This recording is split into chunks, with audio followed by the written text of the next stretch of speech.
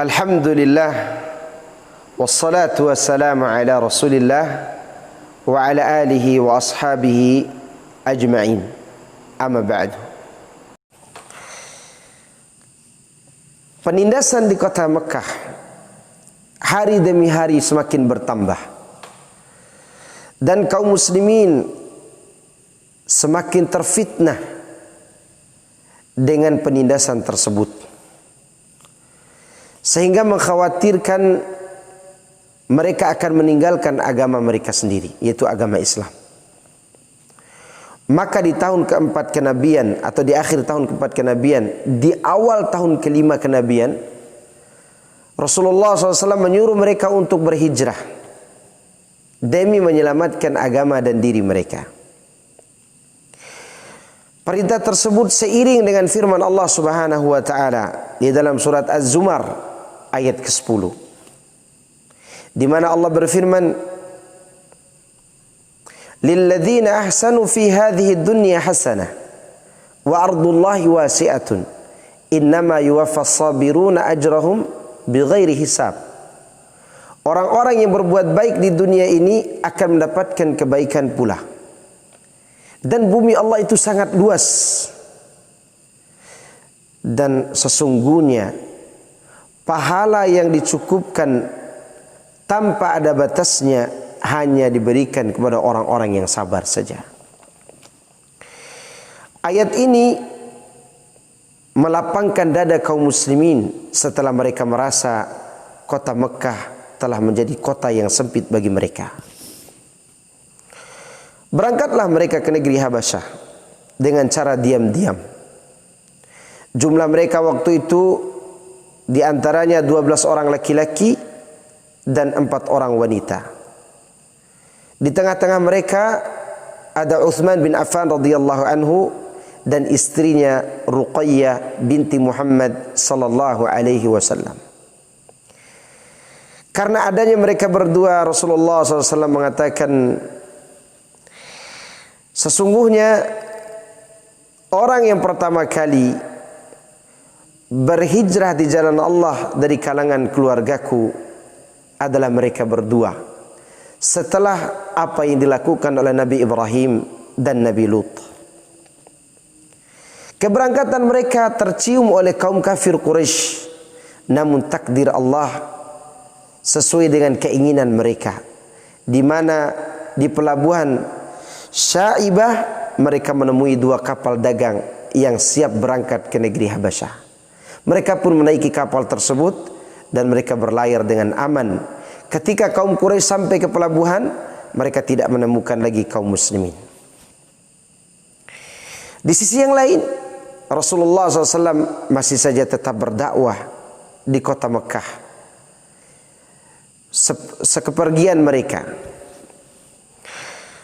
suatu hari Nabi SAW datang ke Masjidil Haram. Di sana beliau menemukan beberapa tokoh Quraisy yang sedang duduk-duduk berbincang. Secara tiba-tiba Nabi SAW membacakan kalam ilahi di hadapan mereka.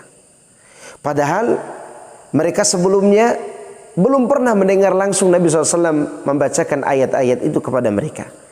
Karena mereka sendiri saling berwasiat di antara mereka, di mana mereka mengatakan, "La tasma'u li hadzal Qur'an walghaw fihi la'allakum taghlibun." Jangan kalian mendengar secara sungguh-sungguh Al-Quran ini, dan buatlah hiruk pikuk tentang Al-Quran ini agar kalian dapat mengalahkan Muhammad dan pengikutnya. Itu wasiat yang sering mereka wasiatkan di antara mereka. Namun di luar dugaan mereka, Nabi berdiri di hadapan mereka membacakan surat An-Najm secara tiba-tiba. Dan bacaan Nabi SAW itu melenyapkan apa yang mereka wasiatkan selama ini, yaitu tidak mau mendengar Al-Quran. Ketika Nabi SAW membaca ayat demi ayat dalam surat tersebut, ruh mereka seakan-akan melayang. Mereka terkesima dengan kalimat-kalimat hak yang Allah firmankan kepada nabinya yang mulia Muhammad SAW. Sampai di akhir ayat Nabi SAW membaca ayat terakhir, "Fasjudu lillahi wa'budu." sujudlah kalian kepada Allah saja dan beribadalah kepadanya. Nabi pun sujud dan tidak ada seorang pun di antara mereka yang tidak sujud. Mereka tidak sanggup menahan naluri mereka yang masih lurus, sehingga mereka pun ikut sujud bersama Nabi Muhammad SAW. Pada kondisi itu mereka linglung, bingung. Bagaimana mereka bisa melakukan hal itu? Padahal sebelumnya mereka adalah orang-orang yang anti dengan Al-Quran. Jangankan sujud karena mendengar Al-Quran, mendengar saja mereka tidak mau. Tapi kali ini ruh mereka dan diri mereka seakan-akan melayang, terkesima terhadap kebenaran yang dibacakan Nabi SAW. Lihat begitu indahnya Al-Quran, meleleh dan meluluhlantakan hati yang selama ini membatu dan mengeras. Namun apa mau dikata, egois, kezaliman, keangkuhan dan kesombongan masih saja menyelimuti hati mereka. Di mana orang-orang yang tidak hadir pada saat itu memberi komentar kepada orang-orang yang hadir. Apakah kalian telah meninggalkan agama nenek moyang kalian demi mengikuti apa yang diajarkan oleh orang ini? Karena egois tersebut takut dicela oleh kaumnya, mereka pun mengatakan hal yang kebalikannya. Mereka mengatakan bahwa Muhammad telah membacakan di hadapan berhala kita bacaan yang memberikan penghormatan di hadapan Tuhan-Tuhan kita. Muhammad mengatakan itulah al-gharanik yang mulia, yang syafaatnya selalu kita harapkan. Jadi mereka memutarbalikan fakta agar mereka tidak dicela oleh kaumnya. Dan berita itu menyebar ke seluruh kota Mekah. Namun perlu diingat, meskipun mereka menyebarkan berita hoaks, tetapi orang-orang yang ada di sekitar kota Mekah sudah tahu kalau mereka ini suka berdusta, suka mencela Nabi, dan suka menganiaya orang-orang yang lemah. Sehingga berita tersebut tidak begitu berpengaruh terhadap dakwah Nabi Muhammad sallallahu alaihi wasallam. Namun yang disayangkan adalah berita yang sampai ke Habasyah, ke telinga kaum muslimin yang berhijrah tadi, bahwa kejadian itu membuat orang-orang Quraisy masuk Islam berbondong-bondong. Mendengar hal itu, orang-orang Islam yang hijrah ke Habasyah tadi memutuskan untuk kembali ke Mekah karena berita yang sampai kepada mereka, orang-orang Quraisy sudah beribadah kepada Allah. Mereka pun kembali nih, orang-orang Islam ini, yang berjumlah 12 orang laki-laki dan 4 orang wanita tadi. Namun setelah mereka sampai di pinggiran kota Mekah, berita yang sebenarnya pun mereka ketahui, bahwa orang-orang Quraisy belum memeluk agama Islam secara keseluruhan. Sehingga orang-orang yang berhijrah itu memutuskan sebagian mereka kembali ke Habasyah, sebagian lagi kembali ke kota Mekah. Dan setelah mereka masuk kota Mekah, frekuensi siksaan yang ditimpakan kepada mereka yang tetap berdiam di Mekah ini semakin meningkat. Mereka semakin disiksa, demikian juga kaum muslimin secara umum yang sebelumnya mereka belum berhijrah ke Habasyah. Kejadian itu pun membuat Rasulullah SAW prihatin, sehingga Nabi SAW memutuskan untuk memerintahkan mereka agar mereka berhijrah ke Habasyah untuk kedua kalinya. Karena Rasulullah SAW tahu Raja Habasyah, Raja Najasyi itu tidak akan menganiaya siapapun yang datang ke negerinya. Demikian juga berita yang diketahui oleh orang-orang Quraisy. Mereka menyayangkan kenapa Raja Najasyi begitu menghormati tamu-tamu yang datang ke negerinya. Mereka menyayangkan itu, yaitu orang-orang Quraisy. Rencana hijrah yang kedua ini tentunya lebih sulit daripada rencana hijrah yang pertama. Kenapa? Karena yang kedua ini sudah diketahui oleh orang-orang Quraisy. Namun ingat ikhwan fiddin azakumullah, tidak ada yang sulit bagi Allah selama penganut keimanan ini jujur beriman kepada Allah dan bertakwa. Akhirnya Allah memudahkan hijrah mereka yang kedua, sehingga kaum Quraisy tidak bisa menghalangi mereka. Dan jumlah yang kedua ini lebih banyak daripada yang pertama. Jumlah mereka yang berhijrah yang kedua ini sejumlah 83 orang laki-laki dan 18 sampai 19 orang wanita.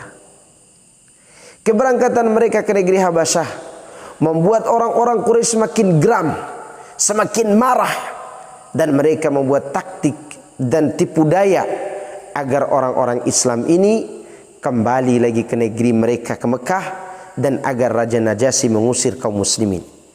Apa yang mereka lakukan? Mereka mengutus dua delegasi, dua utusan.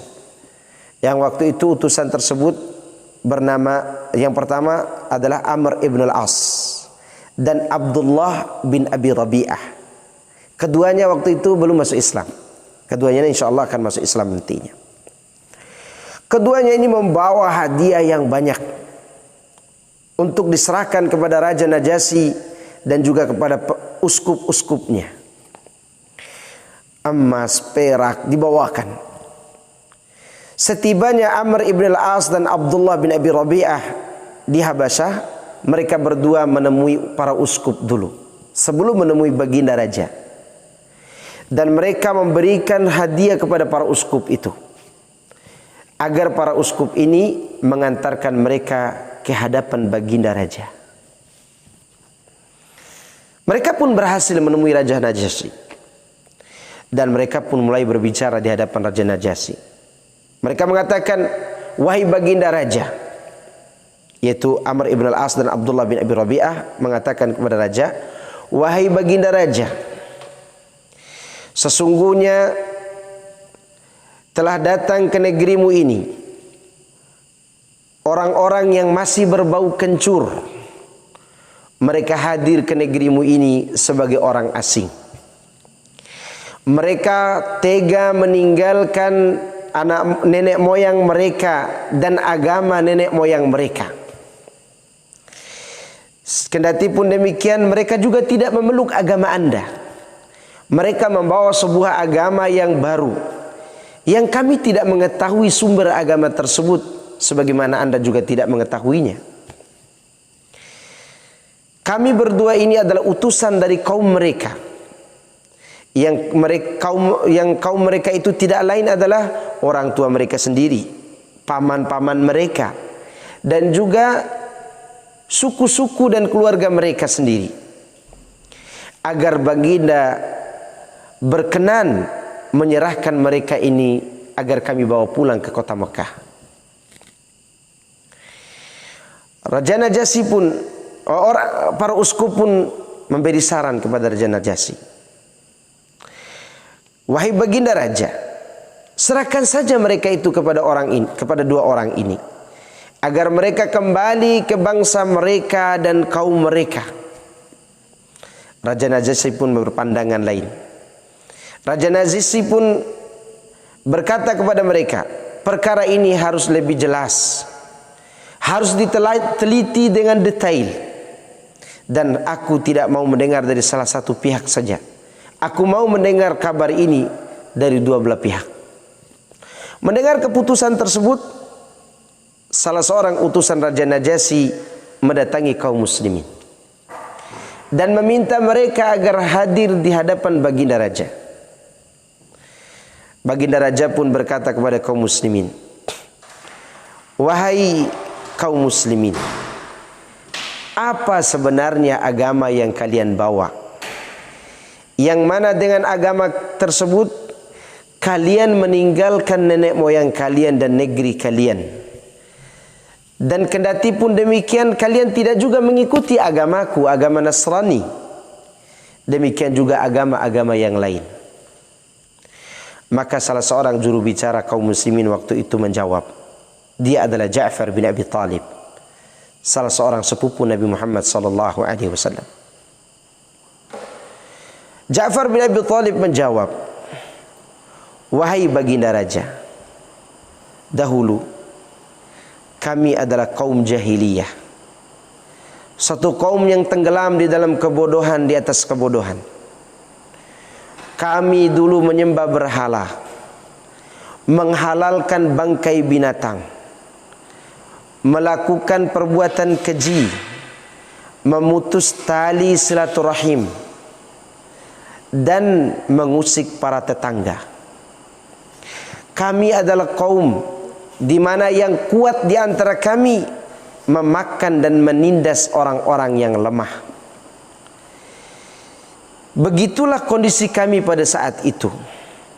hingga Allah Subhanahu wa taala mengutus kepada kami seorang rasul dari bangsa kami sendiri yang kami tahu jelas nasabnya, kejujurannya, amanahnya, dan kesucian dirinya.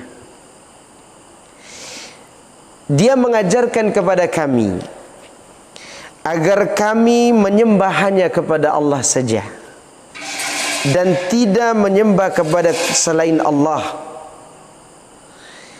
Dia memerintahkan kepada kami agar kami berbicara jujur, agar kami menunaikan amanah dan menyambung tali rahim, serta berbuat baik kepada tetangga dan tidak melakukan penindasan dan pertumpahan darah di hadapan kami. Dia melarang kami untuk melakukan perbuatan keji, berdusta, memakan harta anak-anak yatim, serta memerintahkan kami agar kami beribadah hanya kepada Allah, mendirikan solat, memberikan sebagian harta kami kepada orang-orang yang membutuhkan, dan melakukan puasa. Masih banyak lagi yang disampaikan oleh Ja'far waktu itu. Kami pun mengikutinya, kami pun mempercayainya dan beriman kepadanya. Kami pun menyembah Allah, tidak mempersekutukannya dengan sesuatu apapun. Apa yang diharamkan oleh Rasul tersebut, kami pun mengharamkannya. Apa yang dihalalkan olehnya, kami pun menghalalkannya. Lantaran itulah tokoh-tokoh kami, suku-suku kami menganiaya kami, menyiksa kami, membujuk kami untuk meninggalkan ajaran tauhid ini, dan memerintahkan kami untuk kembali ke agama nenek moyang kami, yaitu menyembah para berhala dan batu-batu, serta menyuruh kami untuk kembali berbuat keji yang dahulunya pernah kami lakukan. Maka tatkala mereka menyiksa kami, mereka menyempitkan ruang gerak kami, dan mereka melarang kami untuk melakukan ritual agama kami ini, kami pun berkeputusan untuk berhijrah ke negeri baginda. Kami memilih negeri baginda, tidak memilih negeri yang lain, karena kami tahu baginda adalah orang yang tidak suka menganiaya orang lain. Sehingga kami berharap kami mendapatkan keamanan dan perlindungan di negeri baginda ini. An-Najasyi pun berkata kepada mereka, apakah ada bukti yang dibawa oleh Nabi itu dari Allah bersama kalian? Ja'far menjawab, ada. Lalu dibacakanlah awal-awal surat Maryam. Mendengar surat itu dibacakan di hadapan Raja Najasyi dan uskupnya, semua menangis, sehingga jenggot Raja Najasyi pun basah karena air mata, dan kitab suci yang ada di tangan para uskup itu pun basah karena air mata pula. Mendengar hal itu, Raja Najasyi pun mengatakan, sesungguhnya apa yang kalian sampaikan itu dengan apa yang disampaikan Nabi Isa oleh Isa bin Maryam bersumber dari lentera yang sama. Maka Raja Najasyi pun menyuruh dua orang Quraisy itu, Amr ibn al-As dan Abdullah bin Abi Rabi'ah, untuk pergi keluar dari istana. Mereka berdua diusir. Namun kendati pun demikian, Amr ibn al-As tetap bersikeras untuk membujuk Raja Najasyi agar mengembalikan kaum muslimin ke negeri Mekah. Kata Abdullah bin Abi Rabi'ah, jangan kau lakukan lagi itu. Meskipun orang-orang Islam ini berselisih dengan kita dalam pemahaman, mereka kan masih suku kita juga, kata Abdullah bin Abi Rabi'ah. Namun Amr ibn al-As tetap bersikeras untuk mendatangi Raja Najasyi esok harinya. Ternyata apa yang dia inginkan itu pun dia lakukan. Dia datang ke Raja Najasyi dan menyampaikan berita kepada Raja Najasyi, wahai baginda raja, sesungguhnya orang-orang Islam itu berkata sesuatu yang sangat serius tentang Isa bin Maryam. Raja Najasyi pun memanggil lagi kaum muslimin, dan tampillah Ja'far bin Abi Thalib sebagai pembicara mereka. Raja Najasyi berkata kepada kaum muslimin, bagaimana menurut kalian tentang Isa bin Maryam? Maka Ja'far bin Abi Thalib berkata kepada Raja Najasyi, wahai baginda raja, kami akan menyampaikan kepada anda tentang Isa bin Maryam sebagaimana Nabi kami menyampaikannya kepada anda.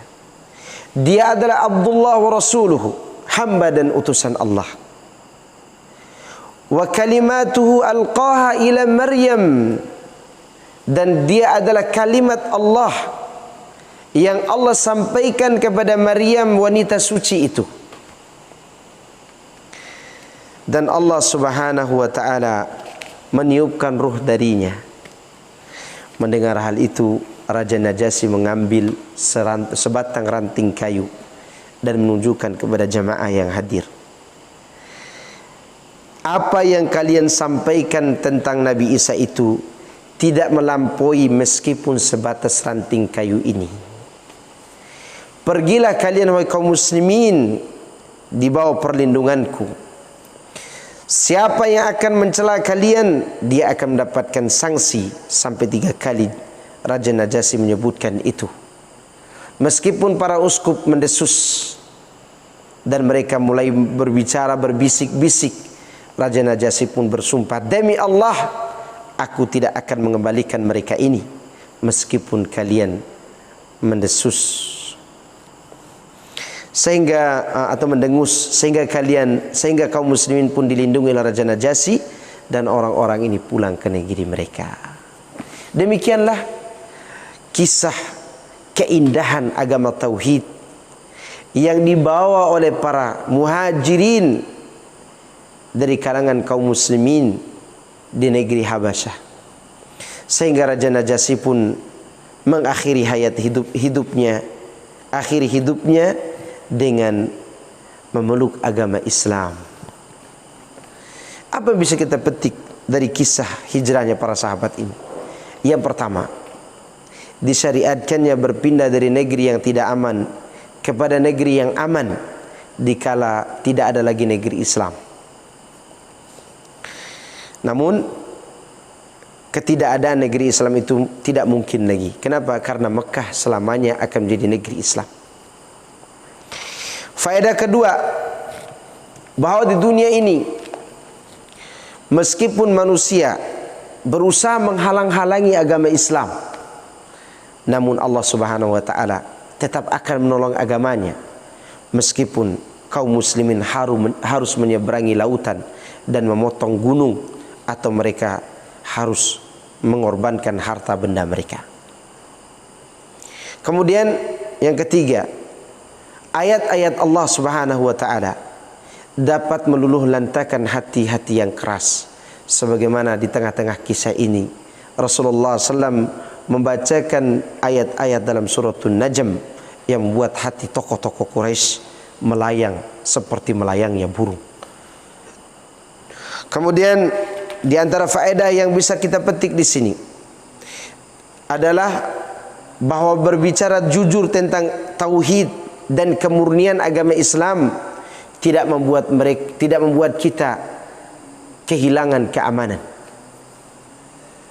dan bahkan itu akan mengangkat derajat kita dan mengangkat kemuliaan kita. Lihat bagaimana mulianya para sahabat ini. Mereka tidak mencari muka di hadapan Raja Najasyi. Mereka selalu memberitahukan yang sebenarnya tentang keindahan Islam. Kemudian faedah berikutnya, bahwa ajaran Nasrani yang masih murni, kalau dipadukan dengan ajaran Islam, maka tidak ada perbedaan di antara keduanya di dalam menyikapi Nabi Isa alaihissalam dan apa saja yang dihalalkan dan diharamkan. Demikianlah keindahan agama ini, ikhwan fillah azanillahu iyyakum. Orang yang berusaha mengamalkan Islam ini dan berusaha menyampaikannya kepada orang lain dengan penuh hikmah, demi Allah dia akan ditolong oleh Allah Subhanahu wa taala, sebagaimana Allah telah buktikan. Allah telah menolong kaum muslimin yang berhijrah ke negeri Habasyah meskipun mereka harus menyeberangi lautan dan mereka dikejar oleh kaumnya. Wabillahi taufik Subhanakallahumma wa bihamdika asyhadu an la ilaha illa anta wa astaghfiruka wa atubu ilaik.